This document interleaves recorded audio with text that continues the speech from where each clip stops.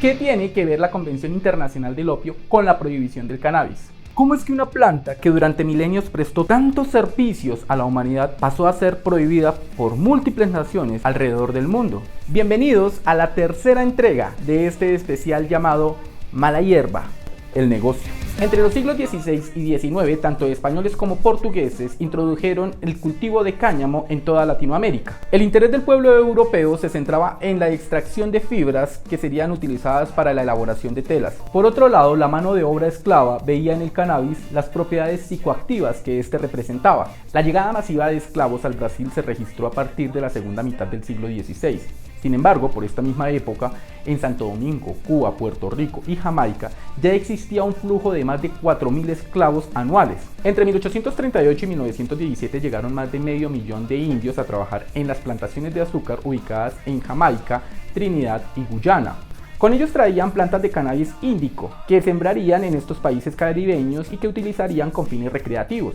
Además, algunos marineros provenientes del Caribe comenzaron a introducirla a través de los puertos del Golfo de México y del Océano Atlántico, sobre todo desde Nueva Orleans, desde donde empezó a distribuirse en la población afroamericana. La subespecie sativa característica del continente europeo es mucho más alta, sus ramas son más separadas y es más resistente a los diferentes climas. Por otro lado, la subespecie índica proviene del subcontinente indio.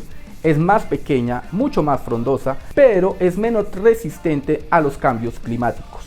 Ambas subespecies contienen THC o tetrahidrocannabinol, la índica mucho más que la sativa. Con la llegada de estas dos subespecies al Nuevo Mundo se lograría una hibridación particularmente resistente y psicoactiva, que abrirían un nuevo camino en la historia de esta hierba milenaria. A fines del siglo XIX, el cannabis se expandiría desde las colonias británicas ubicadas en el Caribe hacia los países hispanohablantes en las costas del continente. A Colombia llegaría a través de Panamá de la mano de los esclavos que se encontraban trabajando en las plataneras y en la construcción del canal.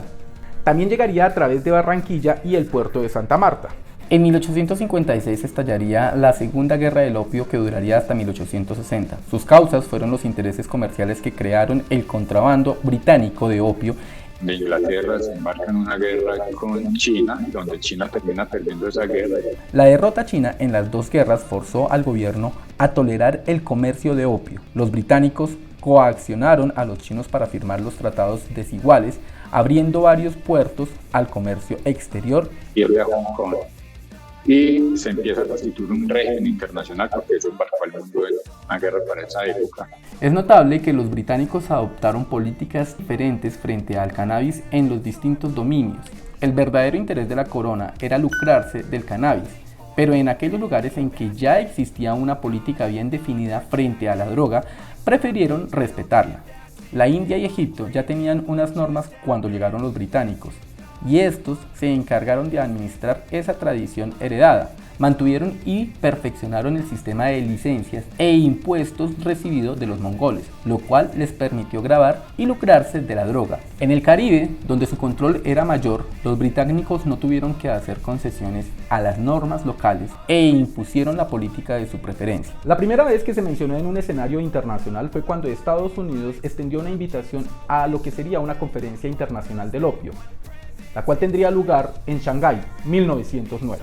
Del 1 al 26 de febrero de 1909 se reunió en Shanghái una comisión internacional del opio, en la que estuvieron representantes de 13 naciones y celebraron 14 sesiones. Y eso es muy importante porque antes de ese momento cada sociedad tenía sus controles sobre sus drogas.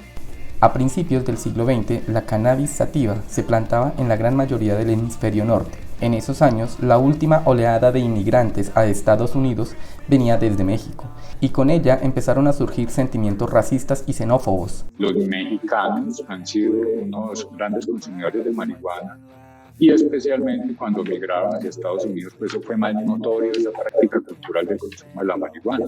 Los sentimientos racistas de la sociedad blanca estadounidense eran fuertes y la prensa amarillista no esperó para crear rumores acerca de los efectos de la marihuana. Y comenzaron a atribuirle a la marihuana cosas completamente absurdas, que la gente que fumaba marihuana se convertía en asesinos, que eran violentísimos, que eran capaces de hacer cosas extremas. Poco a poco empezaron a aparecer leyes en contra del uso de la marihuana en cada estado, y California fue el más radical al etiquetarla como veneno.